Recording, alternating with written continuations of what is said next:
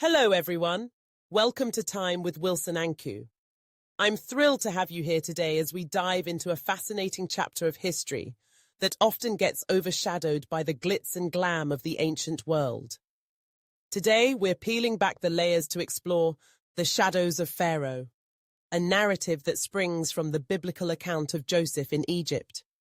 Check this story and lesson through Genesis chapters 37 through to 47. Such an expansive account.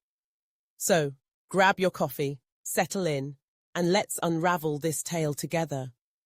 Picture this: ancient Egypt, a land of pyramids, the Nile, and a culture that thrived on innovation and wisdom. In the midst of all this grandeur, there was a pharaoh, a leader who, against all odds, recognized the brilliance of a Hebrew slave named Joseph. Yes, you heard that right. Joseph, sold into slavery by his own brothers, found himself in a foreign land. But his God-given gift of interpreting dreams caught the attention of this Pharaoh. Now, this Pharaoh was no ordinary ruler. He was wise enough to heed the counsel of this Hebrew. Joseph had foreseen 7 years of plenty followed by 7 years of famine. And thanks to his strategic planning, Egypt was prepared. They stored grain, built silos, and when the famine hit, Egypt stood as a beacon of hope, a lifeline for surrounding nations. Can you imagine the gratitude of that pharaoh? He crowned Joseph as prime minister, a position of power and respect, a true testament to the idea that wisdom knows no boundaries, neither race nor status. But wait, it gets better. This pharaoh didn't just stop at honoring Joseph. He extended a hand to Joseph's family, allowing them to immigrate to Egypt. Can you picture the joy of Joseph as he welcomed his brothers and father into this new land? They were given a special place, a fertile region called Goshen, where they could thrive. It was a moment of redemption, a reunion that spoke volumes about forgiveness and the strength of family. This was a pharaoh who understood the importance of legacy, of building bridges rather than walls. Fast forward a few generations. Joseph passes away, and so does the pharaoh who recognized his worth.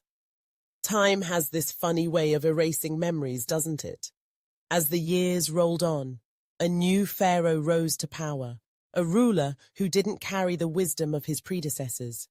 He was in a hurry, driven by an agenda that sought to rewrite history. This new pharaoh didn't remember Joseph. In fact, he didn't just forget him. He actively sought to erase his contributions from the narrative of Egypt. Isn't it astonishing how easily we can forget the foundations upon which we stand? This pharaoh, perhaps feeling insecure in his own legacy, began to twist the very fabric of Egypt's history. He denounced the good works of Joseph, dismissing them as mere footnotes in a grand story that he believed was all about him. Imagine the audacity. This new pharaoh took credit for the prosperity that had been built on the shoulders of those who came before him. He proclaimed himself the greatest leader in Egyptian history, while the shadows of Joseph loomed large, whispering truths that he dared not acknowledge. It's a classic case of revisionist history, isn't it? The kind that we see even today, where the contributions of some are minimized or completely erased to elevate others. As the Hebrew population in Goshen grew, so did the pharaoh's paranoia. He saw them not as allies, but as a threat. Fearful of their strength and potential, he imposed harsh labor, turning their lives into a nightmare. The very people who had once been welcomed into Egypt were now enslaved. It's a chilling reminder of how quickly gratitude can turn into oppression when leaders forget their history and the lessons it teaches. And here's where it gets relatable. How often do we see this dynamic play out in our own lives? Think about it. In our workplaces, communities, or even in our families, how easy is it for people to overlook the sacrifices and contributions of those who came before? It's a slippery slope, and before we know it, we're caught in a cycle of forgetting and rewriting our own stories. This new pharaoh, in his quest for glory, not only lost sight of the past, but also set the stage for a future filled with conflict. The Hebrew people, once honored, became the oppressed. The irony is palpable, isn't it?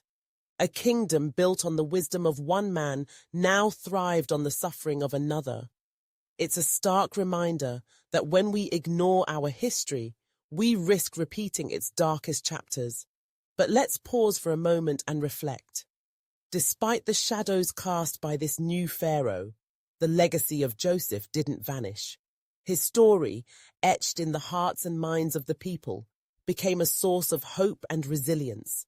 Generations later, when the cries of the oppressed reached the heavens, it was the memory of Joseph that would inspire a leader who would rise to challenge the very foundations of oppression. So, what can we take away from this story? It's a call to remember, to honor the contributions of those who came before us. It's a reminder that history is not just a collection of dates and events, it's a living narrative that shapes our identities. We must strive to recognize the shadows of those who paved the way for us, acknowledging their struggles and triumphs as we carve our paths forward. As we wrap up today's discussion on the shadows of Pharaoh, let's carry these lessons with us. Let's be the kind of leaders and community members who uplift rather than erase, who remember rather than forget. Because in the end, it's not just about the glory of one, it's about the legacy of many. Thank you for joining me today, and until next time, let's keep the conversation going. Wait a minute. Keep spreading the news. Subscribe to our channel and share with others till it reaches the last man on earth.